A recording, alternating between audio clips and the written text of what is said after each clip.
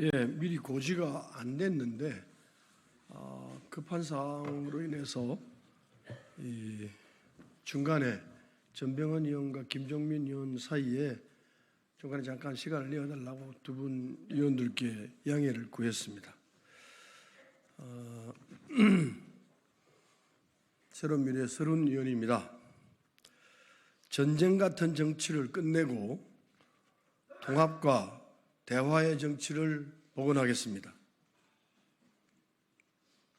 존경하는 국민 여러분, 부천을 지역구에 출마한 설훈 의원입니다. 22대 총선거일이 이틀 앞으로 다가왔습니다. 31.3%라는 총선 사상 최고의 사전투표율은 윤석열 정부에 대한 우리 국민들의 분노를 보여주는 것이라고 생각합니다. 통치권을 위임받았을 뿐인 윤석열 대통령은 마치 왕조시대 제왕처럼 행동했습니다. 경제와 민생은 엉망이고 무엇 하나 제대로 되는 일이 없습니다. 도대체 이 나라를 어디로 어떻게 끌고 가는지 아무도 모릅니다. 그래서 국정 실패의 책임을 준엄하게 물어야 합니다. 그러나 국민 여러분, 묻지마 심판, 묻지마 투표가 광풍처럼 몰아치는 분위기에서 한 걸음만 물러서서 대한민국을 생각해 주십시오.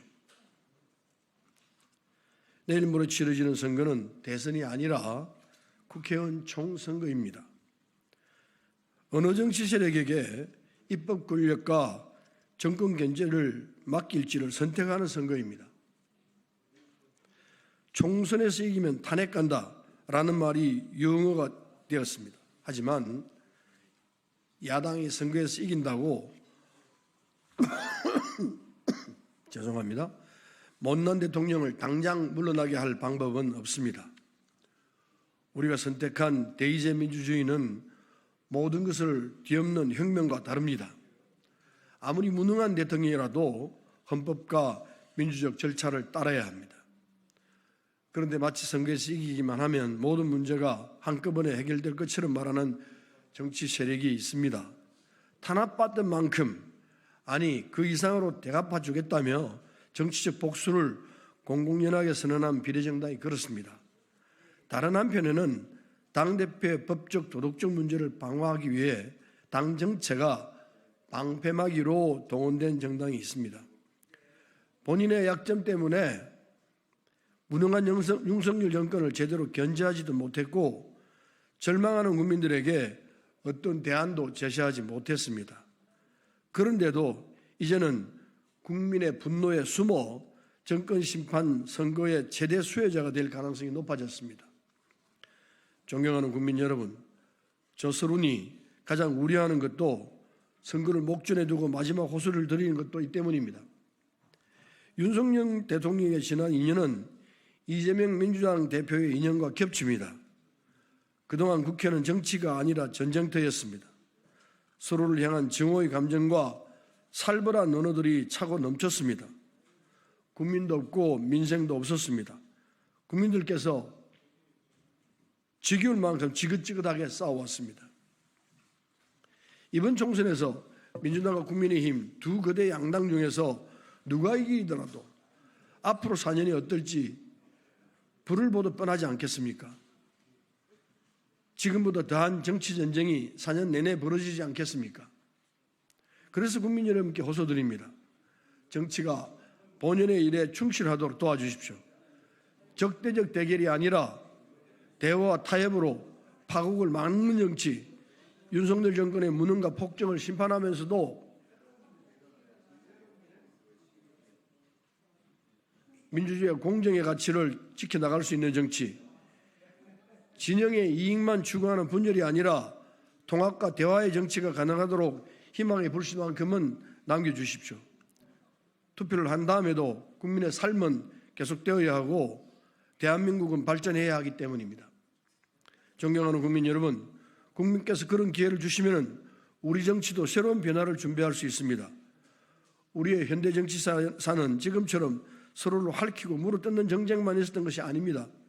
김대중, 김영삼, 김종필 등 정치 거인들의 정치가 한국 정치를 이끌어가는 시기가 있었습니다. 삼김 정치인은 자신의 정치적 성공을 위해 분투하면서도 국가의 안위와 국민의 분열을 항상 염려했습니다. 과거 평화민주당 김대중 총재는 당시 노태우 대통령의 중간평가를 유보하는 데 동의했습니다. 자신의 정치적 이익보다 국민의 분열과 갈등으로 나라가 위기에 빠질 것을 더 염려했기 때문입니다.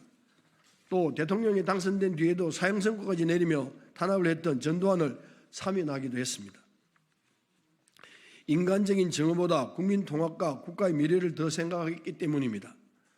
고 노무현 대통령은 민주당의 대선 후보 출마 선언에서 신뢰와 협동이라는 새로운 사회적 자본을 제대로 구축하느냐 못하느냐에 한국의 미래가 달려있다고 주장했습니다.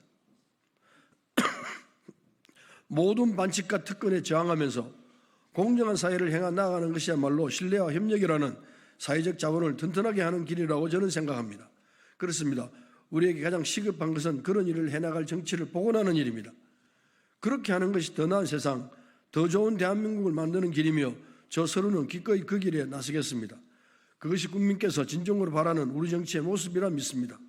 존경하는 국민 여러분, 저 서로는 김대중 총재의 빗소로 정치를 시작했습니다. 반칙과 특권 세력의 탄핵으로부터 노무현 대통령을 지키기 위해 분투했습니다. 그렇게 민주주의와 통합과 협력의 정치를 해온 지 40년입니다. 제가 민주당에서 쫓겨날 때 분명히 말씀드렸습니다. 비록 민주당을 나가지만 민주당의 가치와 정신은 끝까지 제 가슴 속에 담아두겠다고 약속했습니다. 지금도 그 마음은 한치도 변함이 없습니다.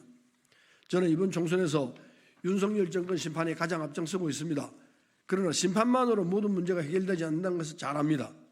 총선 이후에는 범야권의 통합을 촉진해 새로운 세상을 만드는 일에 나서겠습니다. 지금의 전쟁 같은 정치를 끝내고 통합과 대화의 정치를 복원하겠습니다. 지금부터 더 나은 세상, 더 좋은 대한민국을 만드는 일에 저희 남은 정치 인생을 바치겠습니다. 죄송합니다. 김대중 대통령은 국민을 응원하는 것이 땅의 정체성이 되어야 한다고 말했습니다.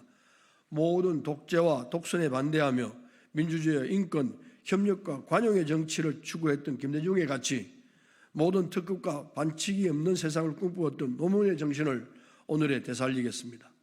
감사합니다.